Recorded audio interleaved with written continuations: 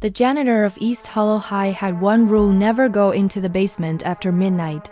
The students joked about it, the teachers ignored it, but Mr. Halpern, the janitor, never laughed, because he knew what was down there. It started when a water pipe burst one evening. The principal begged him to check the basement. He hesitated. "It's not safe," he muttered. But eventually, duty outweighed fear. As he descended, the old lights flickered weakly. The air was damp, almost breathing. Then his flashlight caught something strange: a door, half buried in concrete, with faded letters scratched across it.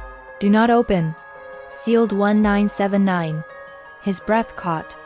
No one had mentioned this door before. The edges looked freshly cracked, like someone or something had been pushing from the inside. What kind of door gets buried inside a school basement? Curiosity won. He pried it open slightly.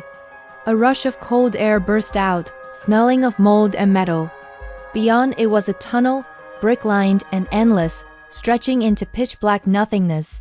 And then, faint laughter. Childlike, distant. "Hello?" he called.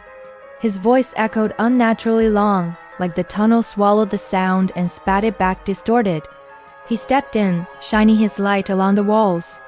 Faded graffiti spelled out names, all of them marked with the same year, 1979. He froze when he saw the last one. Rebecca, last one out. There was no record of a Rebecca at the school. He turned around to leave, but the door was gone. Only a solid wall remained. Panic kicked in. His radio fizzed with static, and between the crackles came a whisper. "Don't leave me here again." The tunnel seemed to breathe. The floor trembled as something scuttled behind him.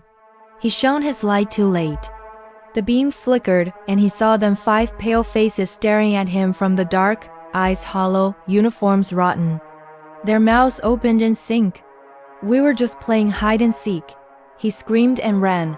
Every corner he turned looked the same. The tunnel stretched, shifted, moved. Footsteps followed from behind, faster, closer. One of the kids giggled. "Tag, you're it." He realized they weren't following him. They were hurting him. Finally, he stumbled into a circular chamber. In the center stood an old metal bed frame, rusted and chained. Around it were candles burned down to stubs, and on the wall, etched deep into the brick, was a message. "Close the tunnel. It knows you're here." Something grabbed his ankle. He kicked and turned the flashlight downward.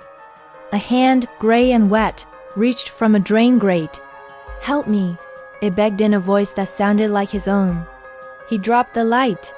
It rolled, illuminating dozens, no hundreds of faces pressed into the walls. Not carved, embedded. Their mouths moved silently, mouthing the same word over and over. "Stay." The tunnel roared. The ground split, and the last thing he saw was the flickering light fading as the whispers turned into screams. The next morning, the basement was sealed off again. The principal said Mr. Halpern had retired suddenly. No one saw him leave. Weeks later, students noticed something odd. On the basement wall where the door used to be, new words appeared overnight, scrawled in grime. "Rebecca, not the last one anymore. Some secrets aren't buried to protect you from the truth. They're reburied to protect the truth from you."